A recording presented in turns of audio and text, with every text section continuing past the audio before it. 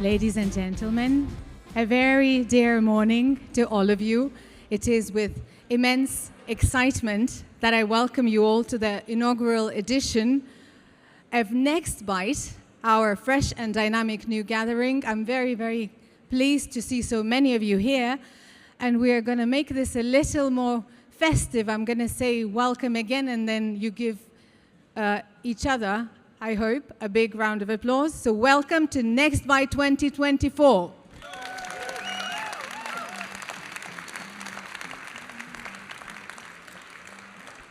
Thank you so very much, and welcome to Rome as well. I'm really thrilled to be here. My name is Juvilla. I'm a journalist, and I would really like to take a couple of minutes to learn a little bit about you. If you could raise your hands, anyone in the room who has also attended an EIT Food event before? Most of you. Well done. Thank you so much. Anyone who traveled over 100 kilometers to get here? Everybody. Anyone who would have traveled over 1,000 kilometers to get here? Many of you as well. Anyone from Rome then? A couple of people. Good. Anyone who is extremely excited about protein diversification? Also, almost everyone. Is there anyone in the room who's eager to meet your colleague sitting in the front, in the back, to your left and to your right? I'm not going to do hug your colleague exercises right now, but I'm very glad to hear that you are willing to do the networking. Is there anyone in the room who would just like to skip all the talks and discussions and move straight to networking? Oh, normally in the room there must be at least one. I mean, in any case, there will be lots of networking opportunities. Thank you for that exercise. Thank you for letting me to know you better. The main goal of the Next Bite is to facilitate exchange of knowledge and ideas, to showcase cutting-edge innovations and sustainable practices that do contribute to a more resilient and efficient food system and promote new connections and knowledge sharing. This is the networking bit that will be important as well. Game changers in the food system, transformations with regards to policy are brought here, new developments and innovative solutions to complex problems. And we do aim that this unique combination of stakeholders who are at the forefront of a global, interconnected, future-fit food system will be really, really inspiring. And I thank you again that so many of you have come here. And I cannot think of anyone better than the Chief Executive of EIT Food, Europe's largest food innovation community, to start the New Bite 2024. Richard Zaltzman, welcome.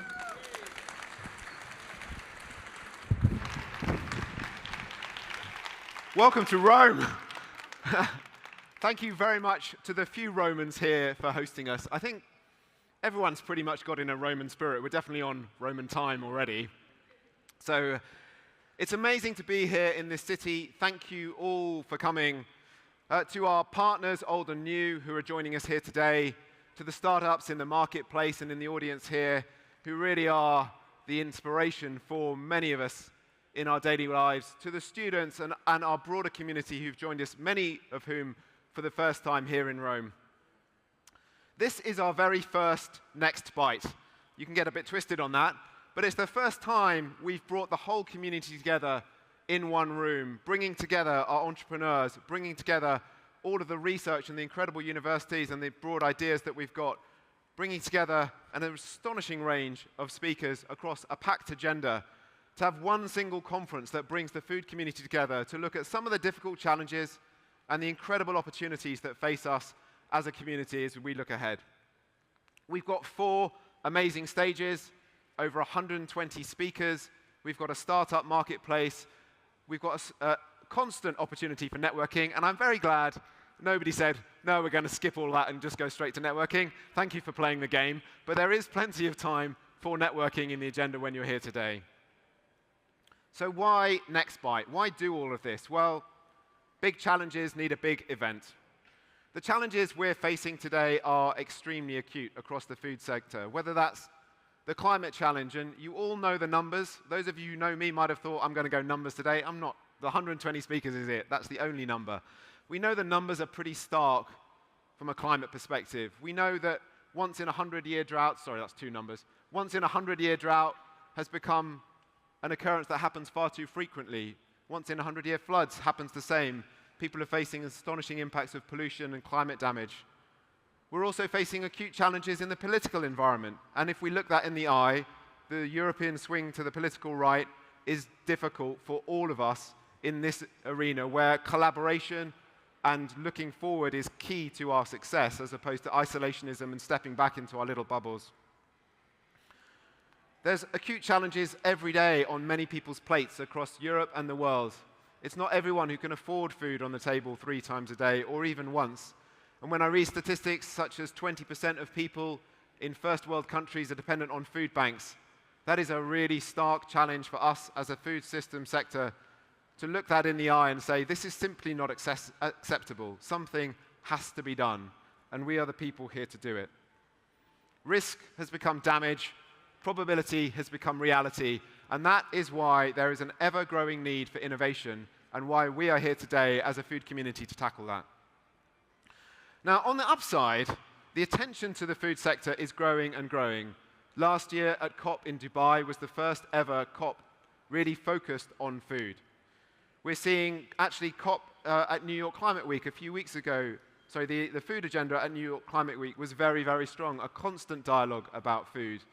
Our regulators are looking at food, whether that's the impact of deforestation or the regulation needed for disclosure.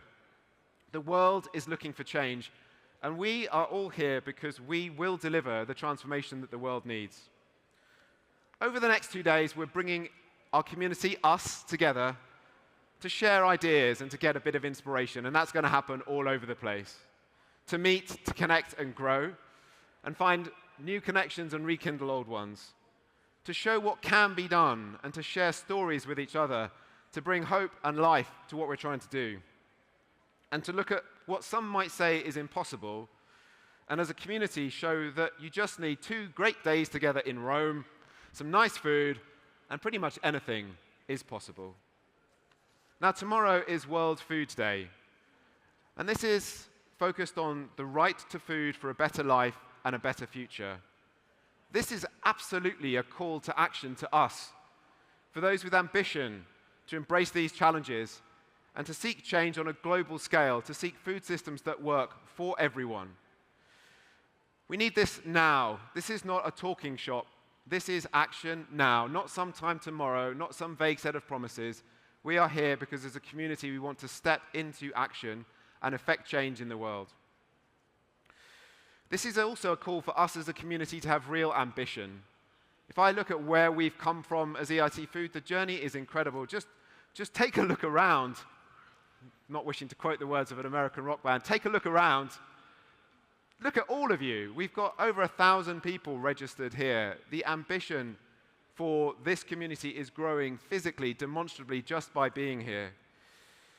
But we need to have ambition for impact, and when we hear the word impact, some of us think of asteroids, some of us think of tricks going badly wrong in a skate park, going viral on TikTok. But impact is change that makes a difference. And with ambition for impact, we just need a few ingredients to make all of this work. The first we need is hope. Now, hope can be in short supply. The nights are getting longer, although not here in Rome. The days are getting shorter, certainly in Northern Europe. It's wet, it's miserable. And the news can be relentlessly grim. But there really is hope all around us. There's hope expressed every day. Just talk to the startups. None of those entrepreneurs wake up without hope in their hearts. They have the most incredible optimism and hope for the future. All around us are students taking their first steps this year in university with hope in their hearts that they will become change agents in the world. And even when we look around in some of the darkest moments, like COVID, we saw nature bounce back incredibly quickly, showing us there absolutely is hope. There is space for change when you give it room to grow. With hope, we also need some inspiration. And over the next 2 days, you're going to get a lot of inspiration. We've got pioneer farmers who've taken incredible risk with their livelihoods to show we can do this. We've got entrepreneurs, speakers from around the food sector. We've got companies putting their shoulders to the wheel and sharing their stories. So hope, inspiration, and of course, connections. Now, maths is not my strong point, but at a rough estimate, in this room are 600,000 possible connections. So get talking to each other and think what's going to happen when we bring hope, we bring inspiration, and we bring connections. That is going to stimulate some incredible ambition for change. Rome is a city that has ambition in its very fabric. Roman culture has stretched across 2,000 years, across Europe, Asia, Africa, and it's a showcase of how you can change the world if you have that ambition and leave a lasting legacy. Now, legacy is not the peak of the highest hill you've ever climbed. It's the stories that others take on their journeys. And today and tomorrow, we will hear many, many inspiring stories. We will connect with others, we will build hope, and we will continue on this journey to build the future of food together here at Next Bite. Have an amazing couple of days. Really glad you're here. And please welcome Viktoria, who's going to talk to us about a little bit more about her experience and her journey into EIT Food. Viktoria, join us on the stage.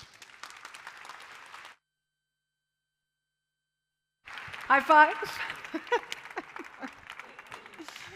Hi.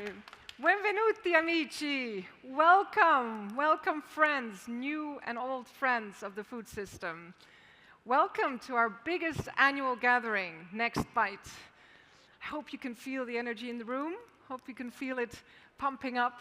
We're expecting more and more people to come in. And this energy, this is what unites us. We have a joint mission.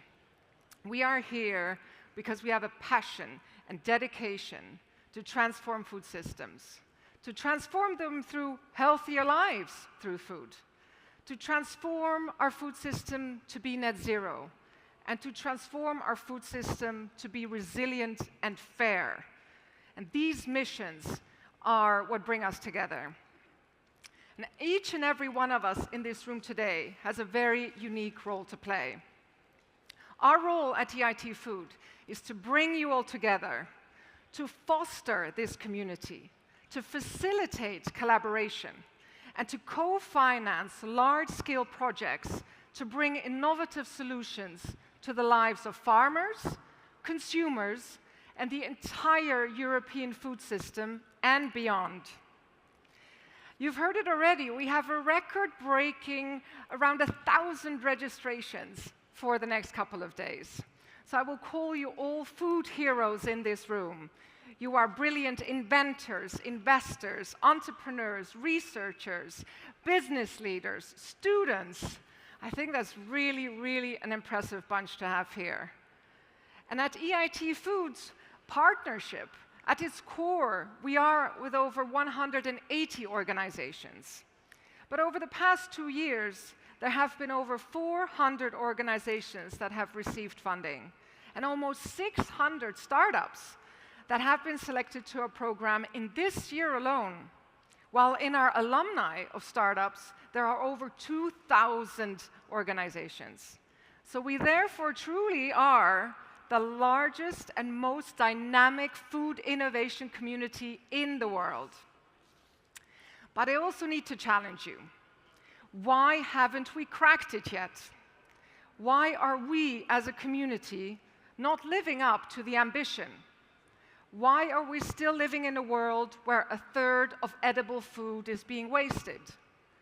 Why are we failing to make our precious and effective agriculture system operate beyond several planetary boundaries, including land system change and the modification of biogeochemicals like nitrogen and phosphorus?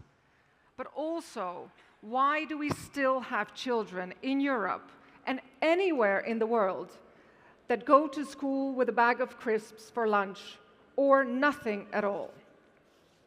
Richard was speaking about increasing our ambition.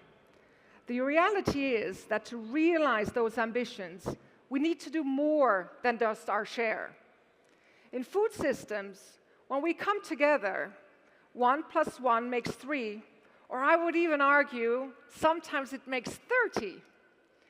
Take our startup accelerators, like Seedbed and FAN, the Food Accelerator Network, and the Rising Food Stars. In 2023 alone, the startups that have been supported by EIT Food have collectively attracted over 209 million euros of investment. Together, we can share the risks. Together, we can co-finance solutions. And together, we can accelerate and multiply our impact. But all of you in this room here know that it doesn't happen overnight. Collaboration requires us to first connect and to build trust, which takes time. It takes dedication, and it requires perseverance. But most of all, it requires a human connection. And that is what Next Bite is all about. From thought leaders to change makers, from scientists to farmers and agribusinesses, you can all find it amongst this group here gathered for the next couple of days. And I know how precious all of your time is, and how wrapped up you can get with managing internal expectations. That is why I encourage you to use your time wisely, to think big, think ambitious, and connect with new and established contacts. Because while we all have a unique role to play, none of us can do it alone. And realizing systemic transformation requires a collective. And while this takes an extra effort, and of course it will take extra time, if we collaborate, we can innovate and we can accelerate. And EIT Food is there to support you on that journey. And I wish you an amazing event, and I look forward to meeting and working with you. Thank you very much. I can see that people have started moving around, and this is nearly, but not quite, the end of the plenary session, because we will now have separate tracks, and track 3 will be happening here, but please don't go just yet. We will have something very special on this stage taking place in a couple of minutes. This closes our keynote session, but during those 2 days, this very stage will host other really important and inspiring keynotes with Tony Hunter, with Sarah Reversi, and this is where we expect you to stay, but there are other venues where you can change between tracks, and you can find it all on the networking app as well. Before we go on, before we start with track 3 here on this venue, we do have a surprise, as I said. We will have not just this surprise, but a few other cultural segments throughout the event, short performances that we are bringing to you. So I am about to welcome the first performer. I just have to see if she is kind of nearly almost ready. But OK, I haven't been able to see that yet, but I will tell you something about her. Do bear with me, please. She is a spoken word artist and communications expert who is focused on food systems and sustainability. Her performances explore the challenges and solutions within the global food chains, offering thought-provoking insights into our relationship with food. So I will introduce her in just a moment, and as I said, there will be other cultural segments, cultural elements to it that will happen between the sessions. So join me in welcoming Miss Marina Schmidt on this very stage.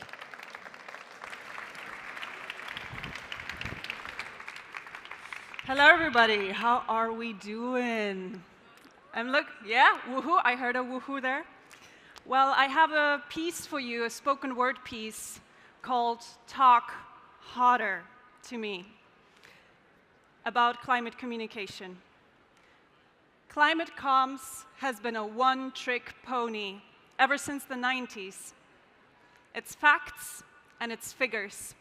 It's graphs in the red. It's more species dead. Severity and quantity yearly increasing. But people are zoning out, decreasingly listening. Overwhelm doesn't make people act. It makes them want to go right back to bed. Just pull a blanket over their head, zone out, forget. We all know such a thing as a too long to-do list. It should motivate us more, but for whatever reason, it does the opposite. The new era of talking about the climate focuses not on overwhelm, but on driving action. By looking forward, hyper-focused on action over ideology, hyper-focused on outcome versus guilt-tripping and you versus me, that's why I wrote this piece called Talk Hotter to Me, including 4 ingredients that you can include in your climate communication to make people act. Just like in a recipe, you need more than flour to bake a bread. I'm German. We should know this. Our breads are bricks.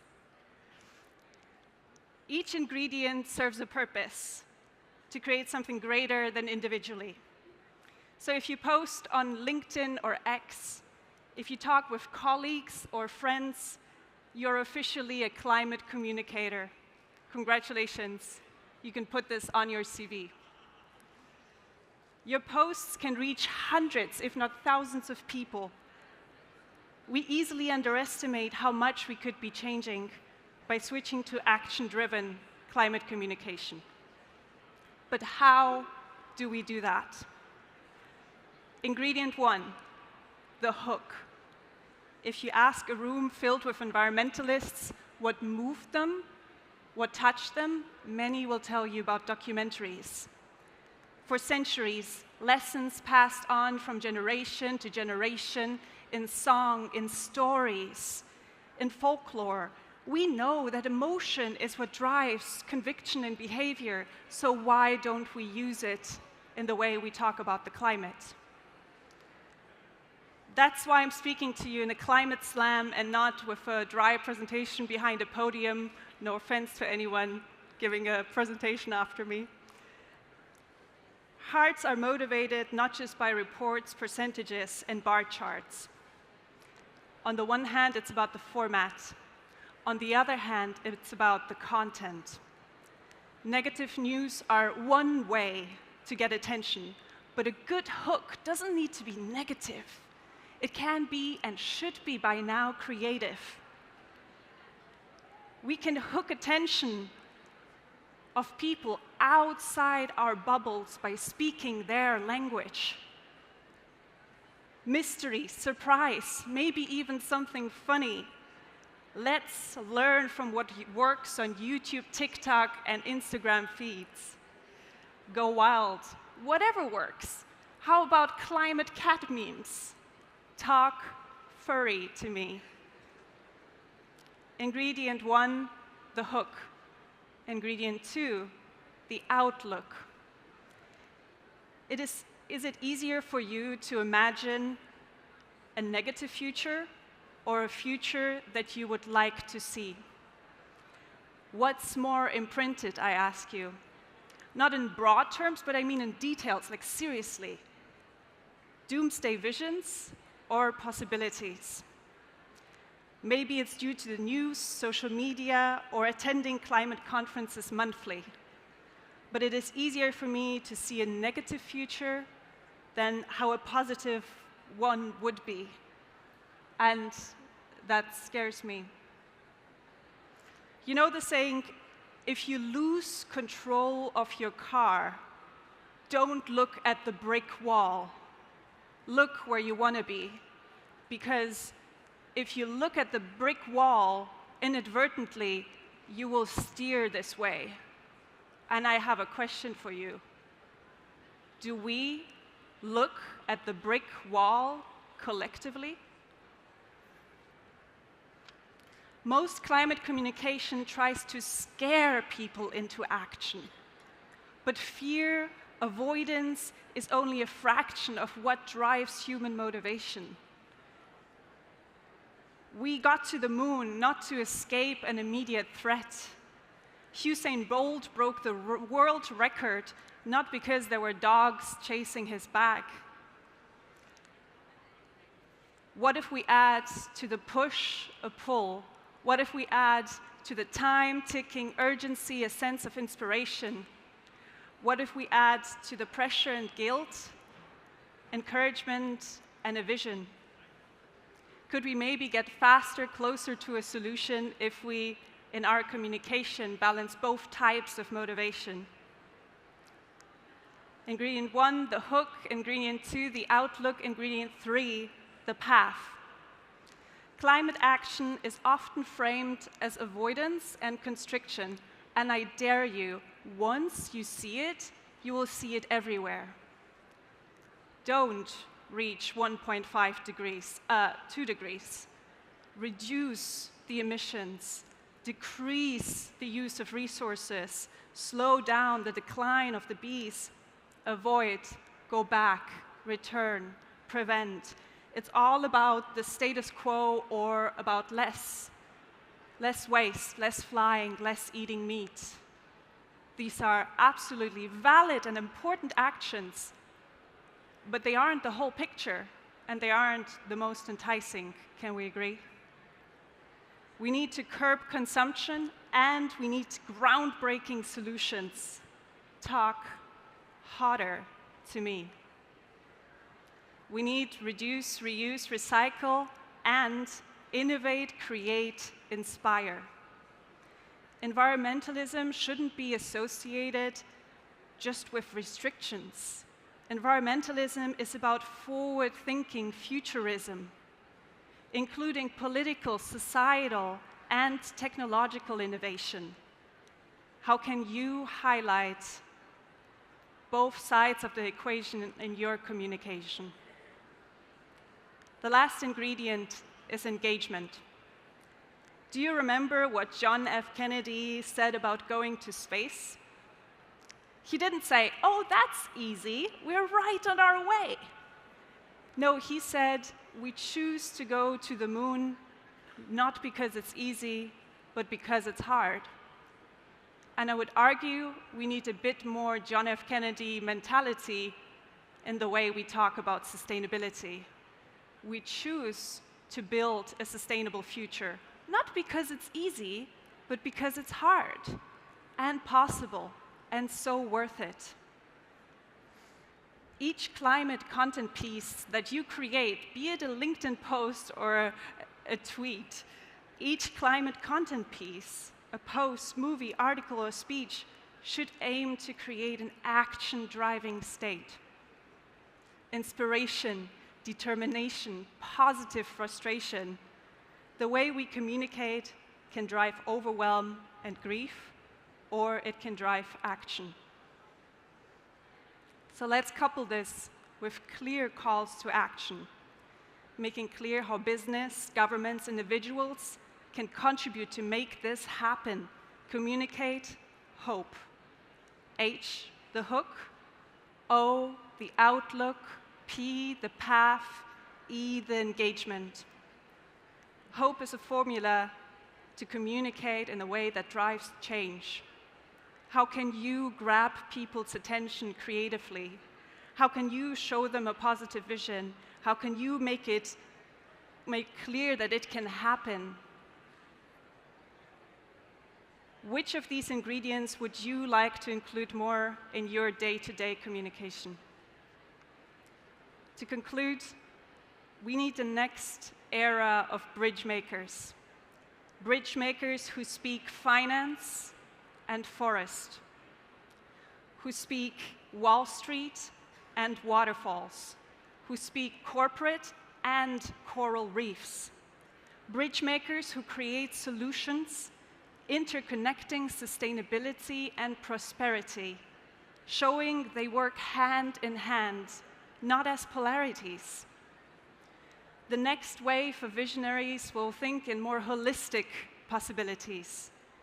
And maybe you're one of these bridge makers, if you feel a pull internally. Talk harder to me.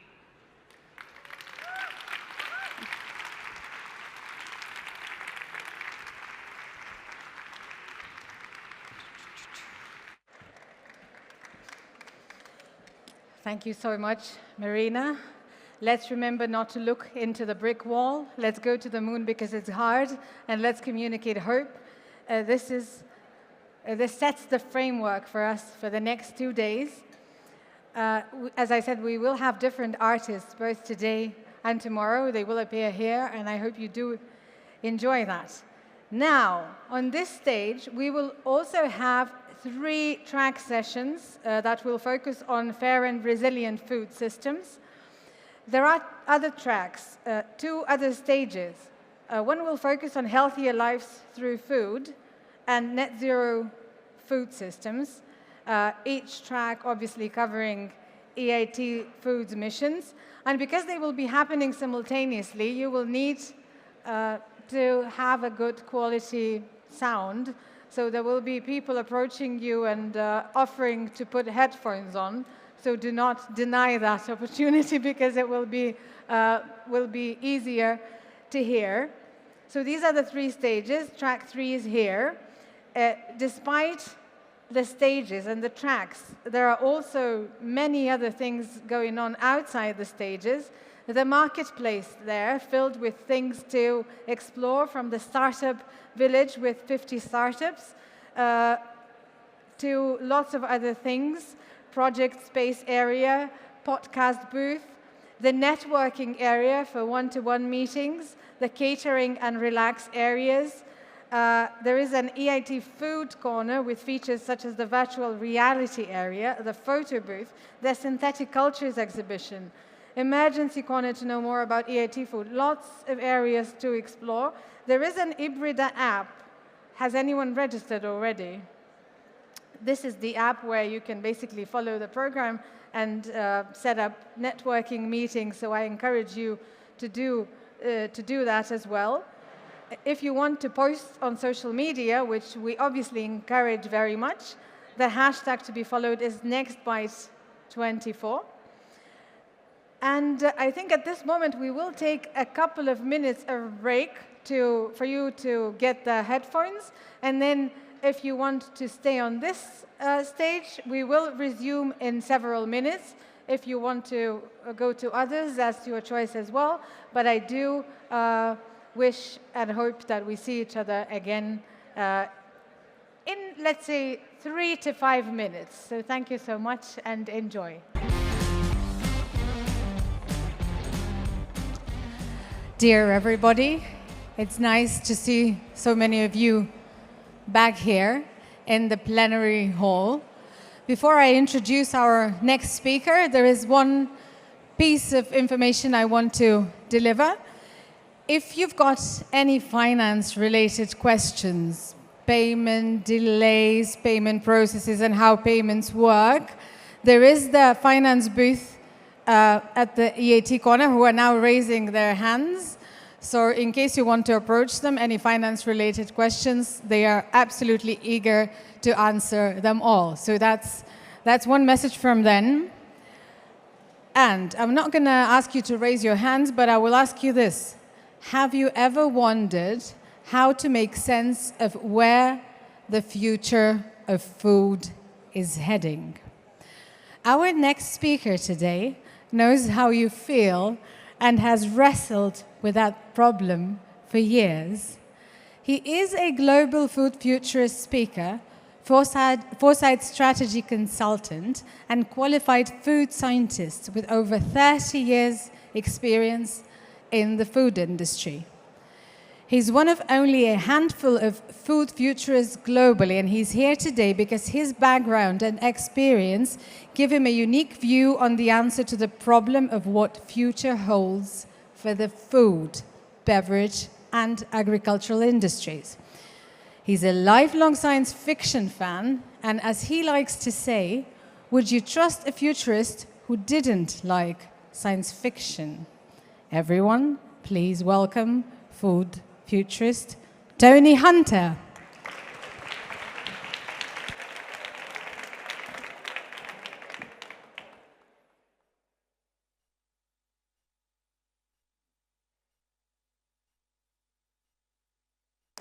11 billion. That's how many entities we're going to have on the planet in 2050. And I deliberately say entities because in addition to our 9.7 billion humans, we will have 1.3 billion, yes, billion pet cats and dogs on the planet, each eating as much protein as a human. How we feed these entities is the question of our time. Have you ever thought about that question? Have you ever wondered how we're going to feed all these entities? How on earth, literally on earth, are we going to be able to provide enough food? So, is this an existential threat?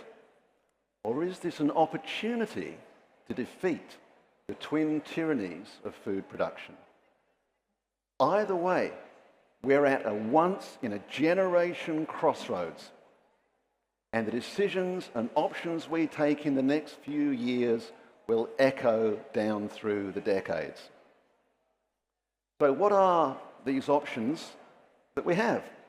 Well, the first one is, of course, business as usual. I mean, let's do what we've always done in the past. Let's just do more of the same.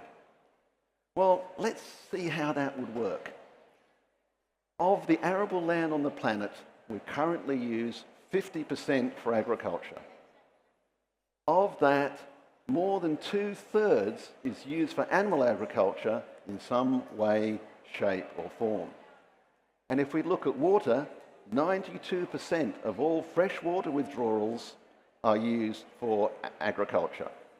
Well, maybe I should stop now. Actually, we're only using 50%. What if we just deforest the planet to grow more food? Maybe that might not end well, so maybe we do need to go on. The bottom line is there's not enough available arable land or fresh water on the planet to feed everybody on the globe today the way we eat in places like Europe, Australia, the UK and the US. The way that we've all actually eaten at this conference today. So the bottom line is there is not enough arable land or fresh water on the planet. That's what we're faced with. So how far can we push planetary boundaries? I think given all of that information, the answer is not very far. We need to adopt a new paradigm. Our planet is not an infinite well of resources. It has boundaries. It's essentially a self-contained space station. So what's the second option that's often presented to us? Well, this one from the World Resources Institute. All we need to do is to get people who eat too much to stop eating so much, and we send it to the people who need it. I mean, what could be simpler? We've been telling people in advanced food system countries, don't eat so much or you will die of lifestyle-related diseases. How well has that worked? I don't think this one is going to be any more successful. And let's look at our third option, which is food waste. And I think that reducing food waste is a great thing to do. We need to maximize the amount of food that we get onto people's plates from the amount of food that we produce. The problem is, I don't think that's going to happen fast enough. If you have a look at where the majority of food waste happens, it's in the home. This report from November last year in the UK, 60% of all food waste was in the home. And if you go to the UK under COVID lockdowns, self-reported in-home food waste dropped dramatically, right? But guess what happened when lockdowns came off? They went right back up to where they were in 2018. So I think reducing the major source of food waste in the home is going to take generational change, and we simply don't have the time to wait. So how do we go about producing this 50 to 70% more food that we need. We can't just do more of the same. It's going to have to come from sources that use less resources and produce less pollution and less problems. So what this is in essence is all about is filling the gap between the amount of food that we can produce within planetary boundaries and the amount of food that we're going to need in 2050. That's what it's all about. And what is the answer? Is there an answer? Is there a way out of the maze? I say yes, there is. And that is to reimagine the global food system using new technologies. Why technologies? Well, you can't talk about food from farm to fork without talking about technology. Food used to be a sleepy technological backwater compared to things like the electronics industry, but no more. Technology is now everywhere in food. But it hasn't always been this way. To me, things really started changing in around 2017. So there I am, sitting at my desk in Brisbane, Australia. I have a nice hot cup of coffee. I'm sitting there in front of my computer, and I'm going through my newsletters. And I'm seeing technologies I've never seen before. Other technologies advancing far faster than I thought, and trends that, like, wow, where is this going with consumers? I sat back, and suddenly it hit me. In all my 25 years in the food industry, I'd never seen anything like the rate of change that I was seeing at that time. So, loving technology, I was fascinated, so I dug deeper. And the deeper I dug, the more fascinated I became. And as I dug deeper and the weeks and the months went by, I started to see that a lot of these new technologies fell into certain groups. And then I started to think about, well, okay, which of these technology groups are the most important? And that's where the hard work came in. So after 7 years of obsessive research on the future of food, I've come to the conclusion that we're approaching the intersection of 5 exponential technologies driven by 3 accelerator technologies that will drive the future of food for decades to come. And this provides us with a roadmap to the future of food, but not a static roadmap, more like a GPS, which changes with different changing conditions as time goes by. It's not static. So what are these 5 technologies? They are alternative proteins, cellular agriculture, genomics, the microbiome, synthetic biology, and driven by our 3 accelerator technologies, AI, quantum computing, and sensors, all leading to our exponential food future. Now, I'm sure you're all wondering, what on earth is a exponential food future? Well, it's based on 2 key concepts. The first concept, as I said, food is now technology. They're so linked together that you cannot separate one from the other. And one thing that we know about technologies is they advance exponentially. So who here has heard of Moore's law of computing? Yep, people, yep. Says basically that the power of a computer chip, the number of transistors, doubles every 18 months to 2 years. So if you look at that, after 2 years, it's 2, then 4, 8, 16, 32, 64, 128. After 7 doublings, you have over 100 times, in less than 15 years, 100 times the computing power that you had before. Now, that's a great example of exponential growth. And that brings me nicely to a segue into a good example from the electronics industry. This is portable computing 1975 style. This is the IBM 5100. I used to have hair like that, but that's a whole other story. My friend, Mr. Robert L. Gordon here, has his hand on that first portable computer. Just one he's got his hand on. Who would like to guess how much that weighed? Give me a number. Yeah? 16 kilos anymore? It weighed 23 kilograms. Do not put that on your airline tray table on the way home. It is not going to end well.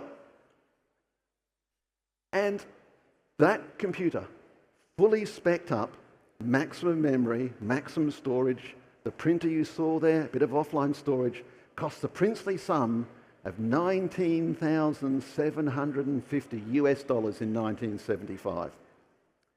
That is a staggering $115,333 US dollars in today's terms. Even more staggering, though, is this top-of-the-line computer came with 64K of storage. Not megabytes, not gigabytes, K of storage. Now, the latest Galaxy Z Fold comes with 10 million times the storage at 1/1000th of the cost, at 1/100th of the weight. That is the power of exponential technologies. Now, here you can see an ad for the IBM 5100. This is how wonderful this machine was. It could be used in all sorts of things, from real estate, in the animal agriculture industry. Here we have, this is the computer. That would basically do anything you would ever want it to do, all armed with 64K of storage and 64K of memory. So to say, that is the power of exponential technologies. So where do these concepts lead us? Well, first of all, food is now technologies advancing exponentially. You guessed it, food is now techsponential. So what do we do when armed with our techsponential technologies? And as you can see, that's the reason that my roadmap to the future of food is built upon technologies, because of the influence they have. Now, one of the first things we need to do is to distribute the means of production. We've seen how dangerous it is to grow things or produce resources on one side of the planet and ship them across to the other side of the planet. COVID showed us that. The Russia-Ukraine war has showed us that as well. So what we need to do is to redistribute the means of production. So, got to realize that the current global food system is not without its problems, though. And chief amongst those is that huge resource usage that we have. And they lead to the 415 or so dead zones all over the planet. And those dead zones are bodies of water where absolutely nothing can live. Vast underwater deserts. The most infamous of this is, of course, the Gulf of Mexico dead zone, but we have them in Chesapeake Bay. Even Lake Magadi in Kenya has a dead zone. So what do we do with countries who are developing their food systems? How do they avoid the problems that we've got with our current global food system? Yes, it has successfully fed billions of people, but we've got to realize it's not without its problems. Perhaps what they should do is do what Kenya did back in 2002 when they needed to dramatically improve their telecommunications. They had about 4 land and mobile lines combined per 100 people of their 38 million people population. And Ireland, as a comparison, had 77. So they dramatically needed to improve their telecommunications to drive their economy. So just let's pretend we're in the cabinet room of the Kenyan cabinet and the president is speaking. Now, next item on the agenda, telecommunications. We need to do something to get telecommunications running better in this country. Has any one of you got any ideas? Anything you think we should be doing?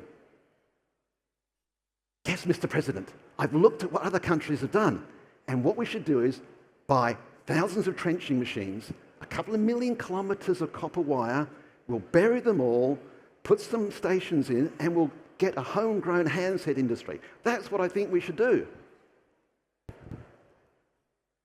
Hand me the landline and let's get on with it. Now, I hope nobody thinks that is exactly what actually happened. It wasn't what happened. What they obviously did was to call in the latest technology through large telecommunications companies. They gave the population cheap mobile phones, cell phones, sometimes second-hand, and they leapfrogged 100 years of telecommunications technology, look it up, literally 100 years, in a decade.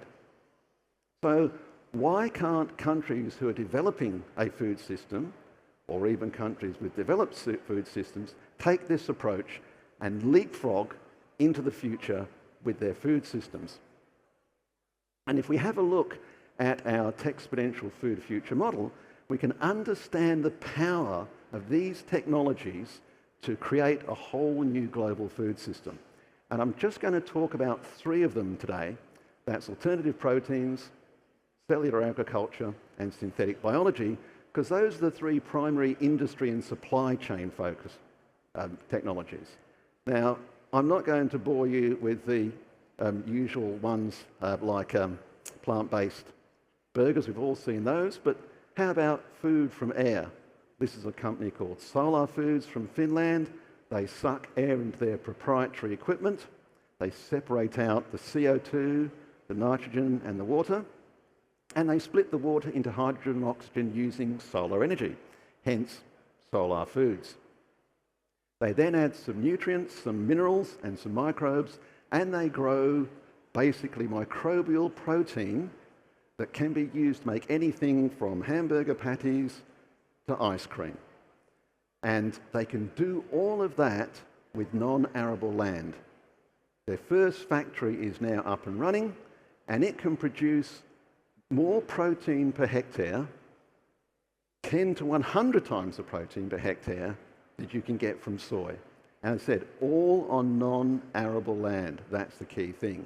Their product's been approved for sale in Singapore, and they've just got generally recognized as safe recognition in the US, and Ajinomoto in Japan has just released their first products based on solein protein. They're mooncakes and ice cream sandwiches. Next one is, how about food from wood? I mean, we're all used to getting food from the usual sources, our plants and so on, but how about this? When we cut down a tree, all we want is that central trunk, right? We don't want the branches, we don't want the leaves, we don't want the sawdust that comes from milling or the bark. That's all we want. Usually the rest of that product is just disposed of. Now this company, Biome, they are using that and turning that into feedstock for growing microbes again, for growing protein. And it's highly sustainable because we're using byproducts. We're not using the crop itself just for food.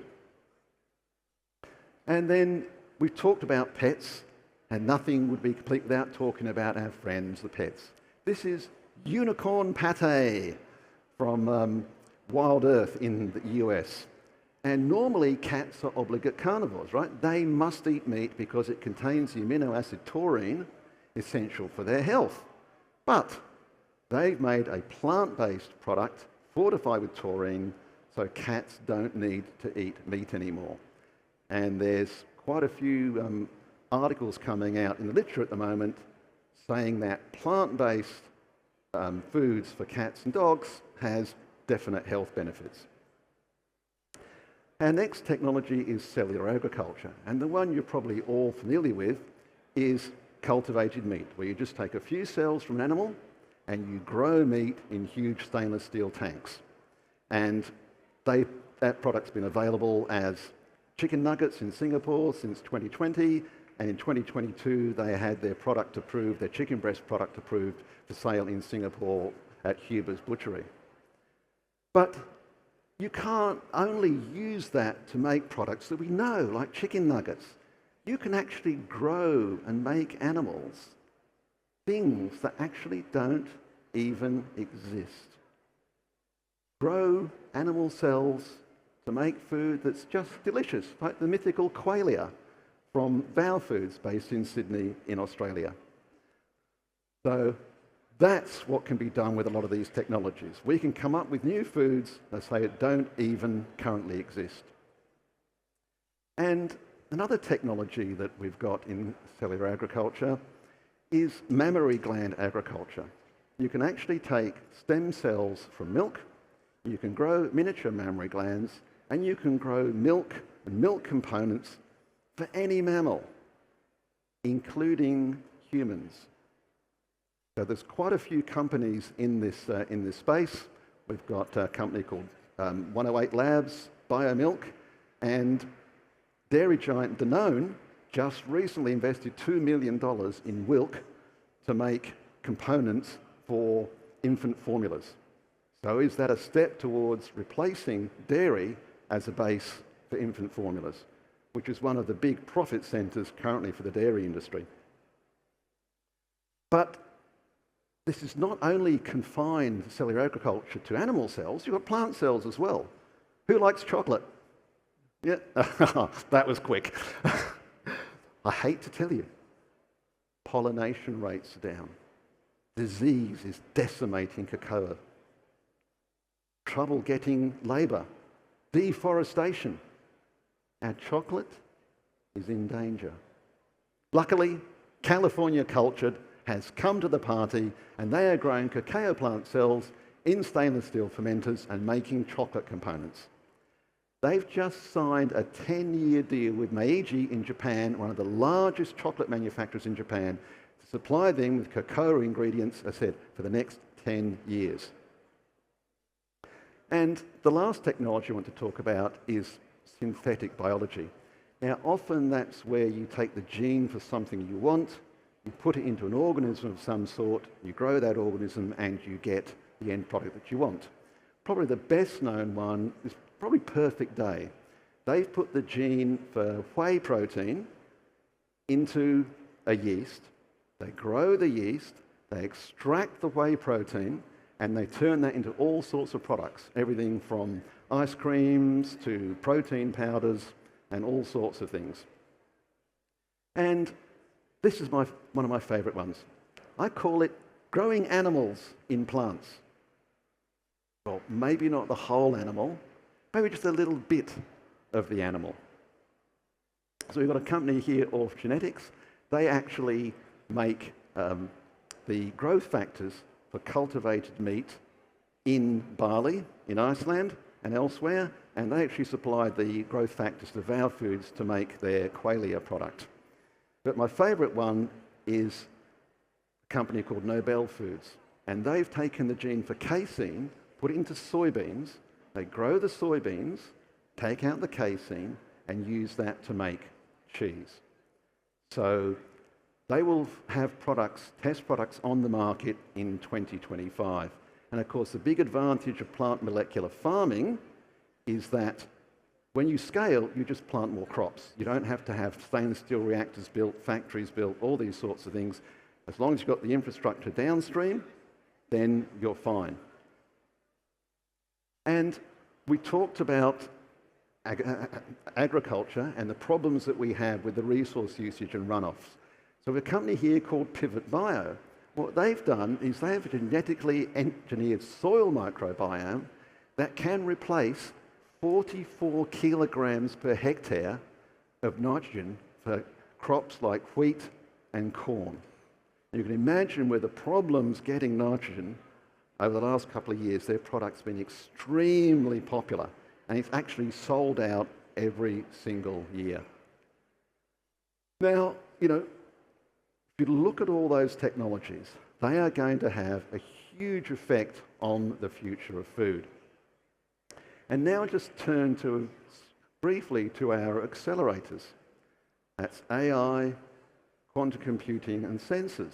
And of course, one of them requires a little bit more focus than the others because of the advance in the last few years. And that is, of course, generative AI. And wake up, Daddy. That was meant to play, but it didn't. But anyway, so that is an AI from Iron Man from the Marvel Universe. That's Tony Stark's personal AI. Just a rather very intelligent system. And it's his personal AI. It greets him when he comes home. It helps him design his Iron Man suits. Now, until recently, something like that, easily usable AI, seemed like a far distant dream, something decades away. Then suddenly, as if from nowhere, AI sprang into the marketplace, like all exponential technologies. Released on November the 30th, 2022, within 5 days, it had 1 million users, faster uptake than any other technology that we've ever seen, including Spotify, any other technology at all.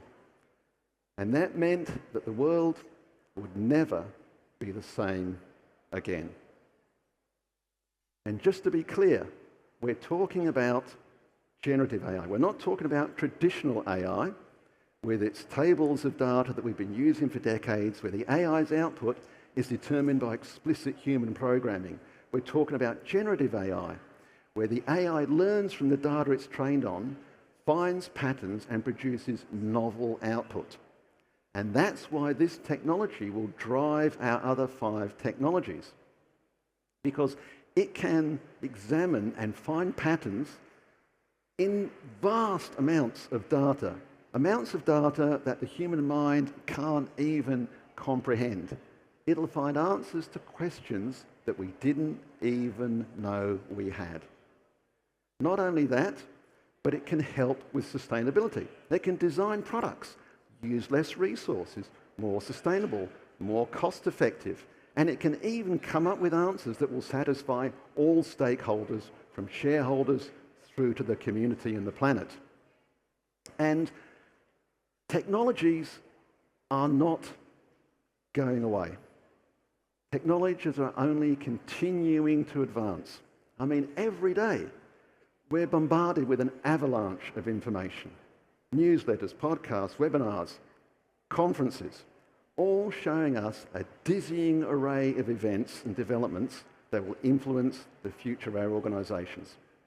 And in today's world, technologies and AI are right at the top of the list. And these technologies and understanding these technologies can't simply be delegated to the R&D people somewhere deep in the bowels of the building, or even to the IT departments, and then simply forgotten about. Why is that? Remember a company called Kodak? Kodak moment used to be a happy thing. Happy snaps, children on the beach, grandparents. Terrific. Now it means you're going out of business. So leaders from the chair, the board, C-suite, and all other executives need to understand technologies and what they mean for the future of their organizations, or they could end up experiencing their own Kodak moment. Now, we've covered a lot of ground in what we've talked about today. But the key thing to remember, all of these technologies are science fact. They are not science fiction. Some of them have products here today. Some of them will take years. Some of them can take a decade or more to come to the marketplace. But they are all here right now. And in case you're thinking, oh, Tony, that's all a bit, far-fetched again, isn't it? Remember, 10 million times the storage, 1/1000th of the cost, 1/100th of the weight in less than 50 years. Oh, by the way, they take photographs, surf the internet, watch cat videos, and so many other things. All in less than 50 years. So it really is true to say, today's reality was yesterday's science fiction. So when you're thinking about these technologies, remember that. And the key thing, though, across all of these 3 technologies is that they can help us grow food and avoid many of the problems that we see with the current global food system. And they can do that by using less resources, producing less pollution. They can also, if we localize production, they can then reduce the supply chain, which reduces food wastage. If we localise production, we also have more food sovereignty in countries and will help stabilise prices. And last, but by no means least, if we can decouple some of our production from those twin tyrannies, as I call them, of global food production, arable land and fresh water, then we can help feed the population sustainably. Because as we know, if you have lots of arable land and lots of fresh water, you have lots of food. If you don't have much arable land and you don't have much fresh water, you have less food. So I say decoupling or unlinking that arable land and fresh water from food production offers us the opportunity to actually feed the global population sustainably. So this brings us back to our crossroads options. Which option should we choose? Do we choose doing business as usual? Is it eat less and send it elsewhere? Could it be just waste less? We can obviously do more than one of these things, but I believe we need to use our exponential roadmap to the future to reimagine the global food system using technologies. And so it's capable of reacting in real time to all of these technologies that come about. And why should we use these technologies? By doing that, we can create a world of food abundance even with 11 billion entities on the planet. And let's never forget, the world's greatest problems are also the world's greatest opportunities. As a food industry, we need to seize this opportunity to reimagine the global food system to sustainably, healthily, and fairly feed their global population, and in the process, invent the future of our space station planet. Thank you.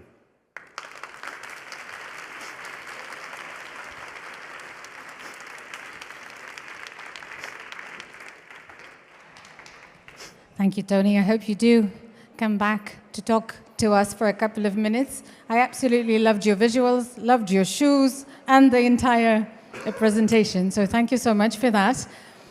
When you mentioned all of the 5 technologies, and when you said that AI will drive the 5 technologies, there are certain things that stop these technologies to be driven. For example, we had a panel debate on protein diversification right before your presentation, and we have said that in the EU, maybe we are working on the protein balance sheet, but the protein strategy is wanted from the EU. No real strategy is coming out, and you know the story, and so on and so forth.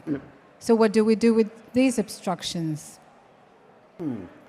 I mean, I think the thing is, what I see from the outside in the EU is that there are many good things the way the EU is approaching its food supply, and there are so many restrictions on it that I think the EU over the next 5 years will find itself ever increasingly behind in new food technologies.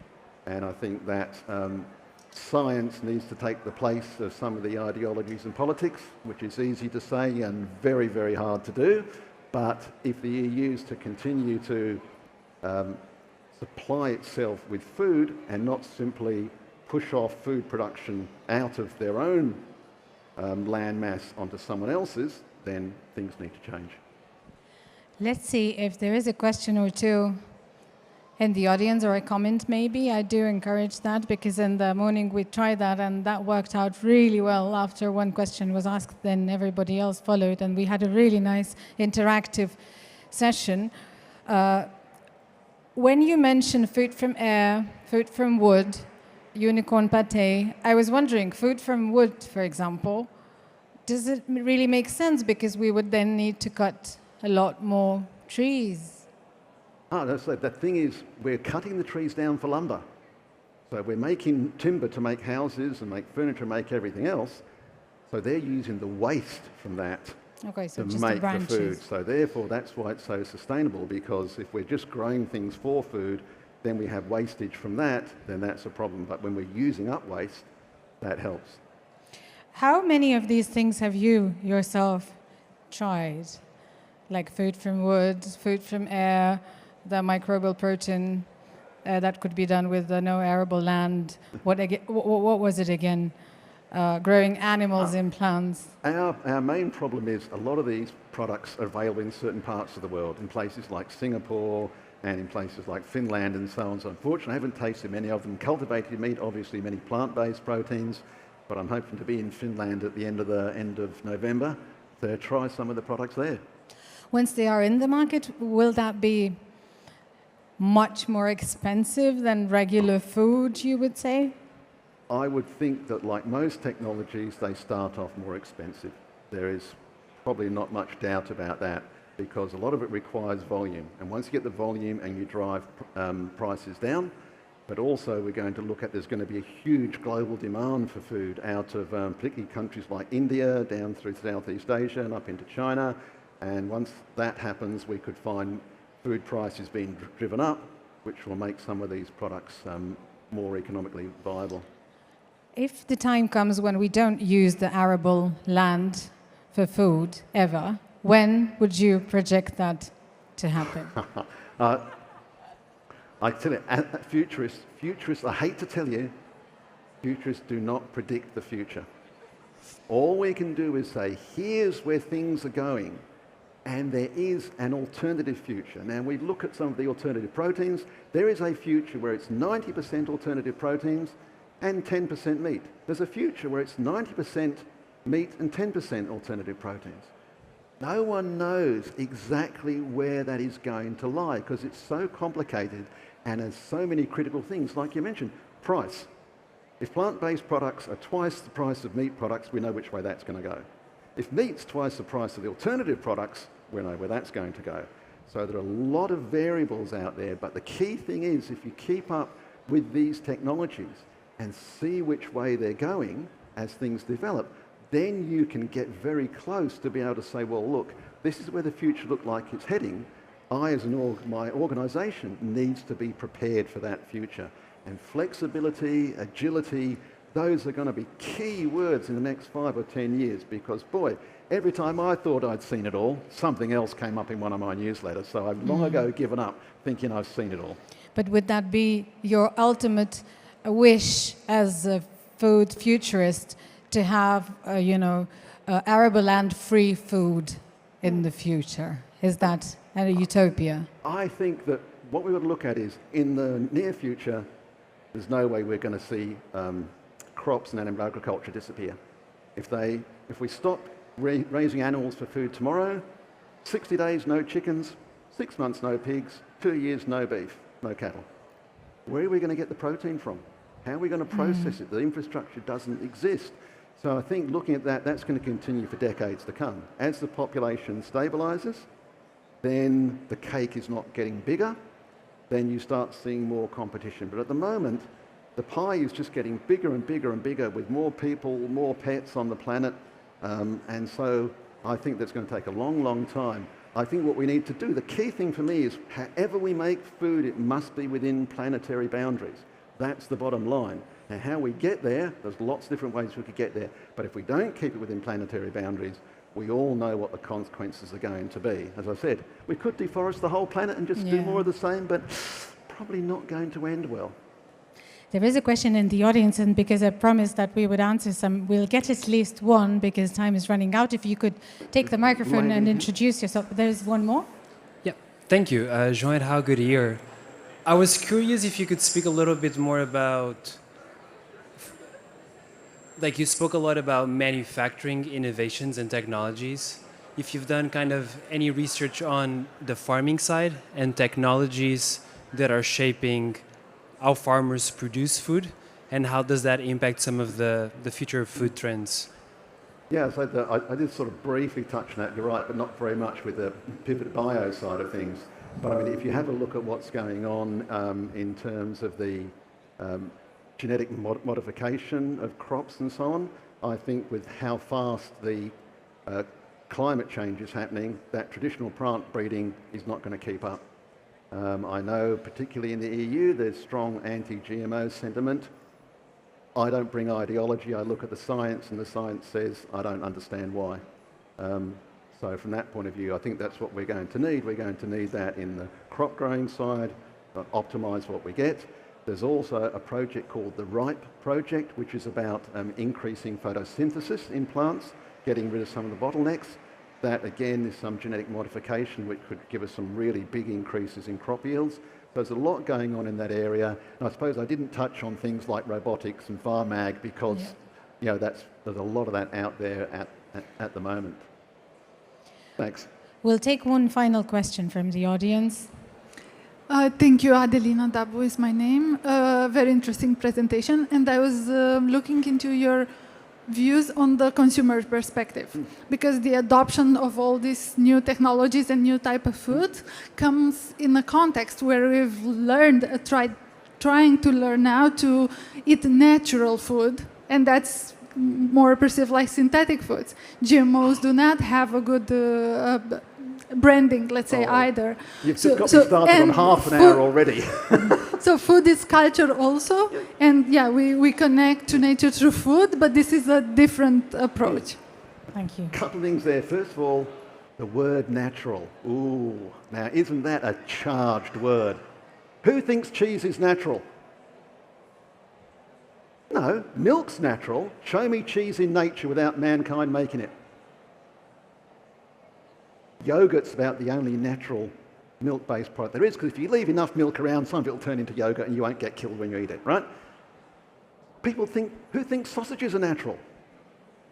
Take the intestine of a pig, clean it out, cut up a cow and stuff it into an intestine. Natural? Please, this, you know, like, I find that whole word natural for consumers to me means I've seen it ever since I was born and I'm quite used to it and I'm quite happy with it. That's natural. Natural is a very charged word. And you're right, consumers, it doesn't matter how good your technology product is. If consumers will not buy it, forget it, right? Now, the thing is, what I look at is who is the consumer we should be thinking about.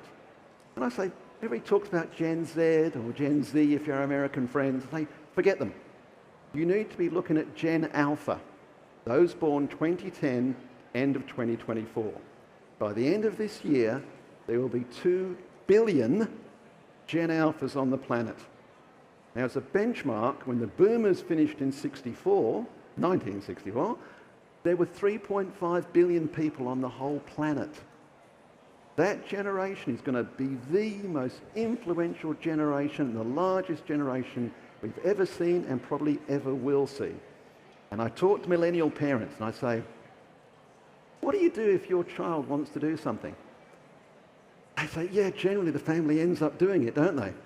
So Gen Alpha is the one that's going to drive the future of food. And if you look at some surveys that have been done, they did a survey asking the generations how comfortable they were with technology being used to make their food. Now, you can't do too much on Gen Alpha. They're too young. Market research on children. But if we do a bit of extrapolation, right? 77% of Gen Z said they were comfortable with technology being used to make their food. 68% of millennials, and Gen Y and boomers tied at 58%. So as the generations go on, they're more and more comfortable with technology being used to make their food. Now, if it stays the same or even extrapolates further, Gen Alphas may be very comfortable with technology being used to make their food because they are not just digital natives, they are technology natives. They've grown up with Spot, the Boston Dynamics dancing robot, SpaceX just shooting private rockets into space, mRNA vaccines, streaming video, They see technology in everything they do. And my opinion is that I find it unlikely that they're going to say, I want technology and personalization in everything I do, but not my food. Just leave that alone, please. I find that unlikely. Not impossible. It's an alternative future, but I find it unlikely that that's what's going to happen. And we're faced with it. This is how much food we can grow within planetary boundaries. Natural food, or whatever we want to call it. That's how much food we need. Someone's going to have to eat the technology stuff. they're going to go hungry. That's my view. So all hopes are on Generation Alpha. Gen Alpha, they're the ones. Anyone interested? I have a whole talk on Generation Alpha and AI. So we hope we can have you next year. Yes. At this point, we would have to stop and thank you very, very much for your speech and for your answers of our audience's questions as well. Tony Hunter. Thank you. Thank you very much, everybody. Before closing the stage for today, let me welcome again some very special guests, Alieu Saho and two dancers, also known as Kora Heroes, are talented musicians known for the mastery of the kora, a traditional West African string instrument. With a deep connection to their cultural roots, they combine ancient rhythms with contemporary sounds, captivating audiences around Europe and beyond. Let's welcome them on stage, please.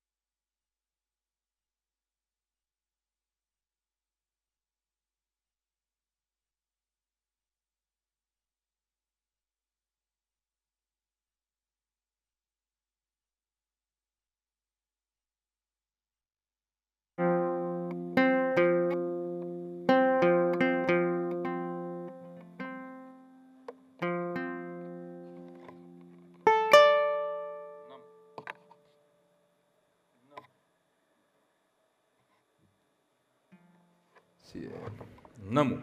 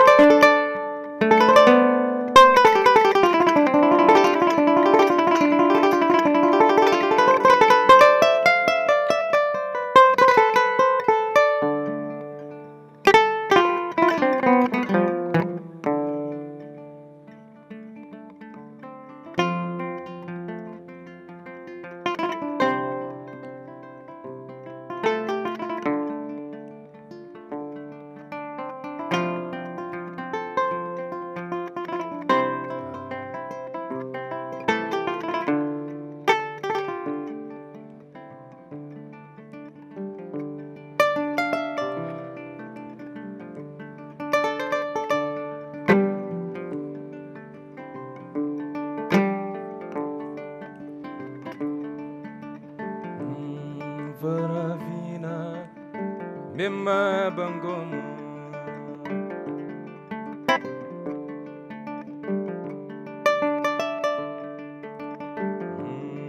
Varavina Mimma Bangum Kele Maninde Varavina Kono Zongo Maninde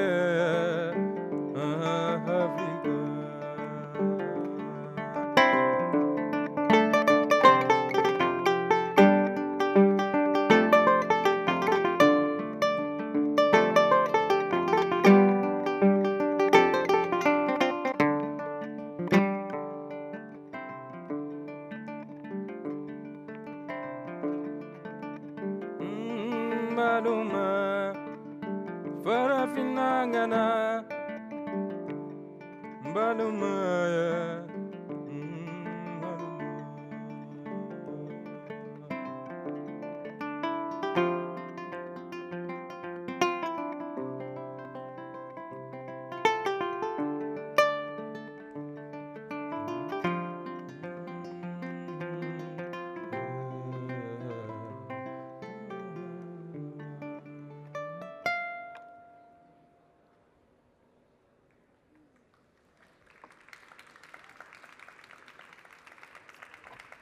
Thank you.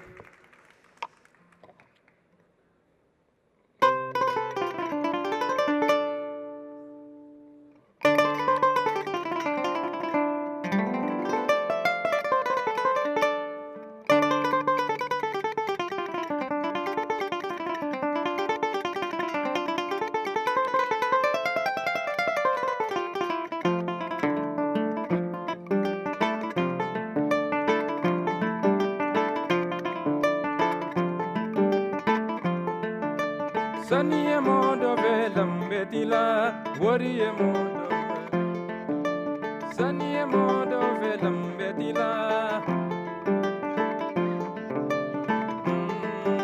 Ibani le sungumani bani horanya. Sunny mondo velam betila.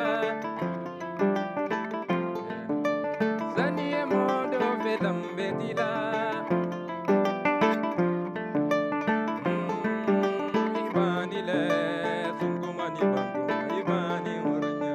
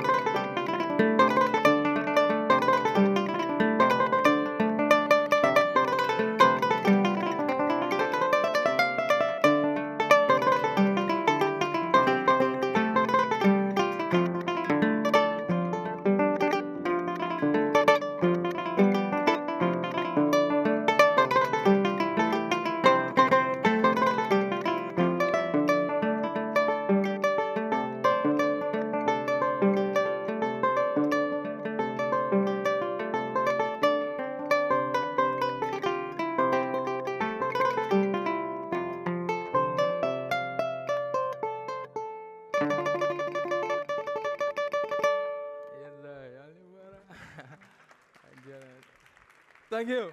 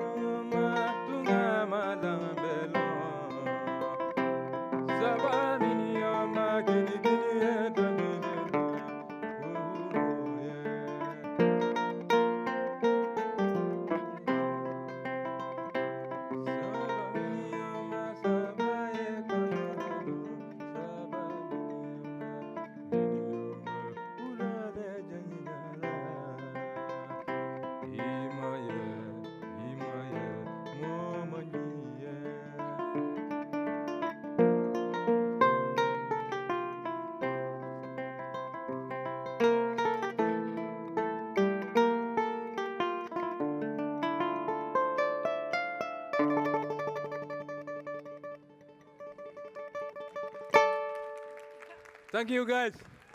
Mami Sanya, all the way from Senegal. Fatimata Sise from the Gambia. Aliou Saha from the Gambia. Thank you, guys. See you next time.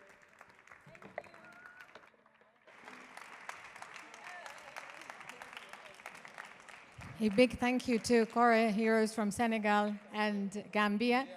Thank you so much.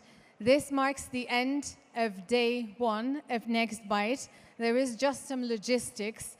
For those who are attending the Leaders' Bites, please make sure to be ready at 5:20. That's in 25 minutes, roughly 20 minutes, by the registration desk, because there will be buses to take you there to the farm where it will take place. Tomorrow we are meeting here at 9:30. Tomorrow is the World Food Day, and the first plenary session will start with a keynote on redefining leadership in the food system. So see you tomorrow at 9:30.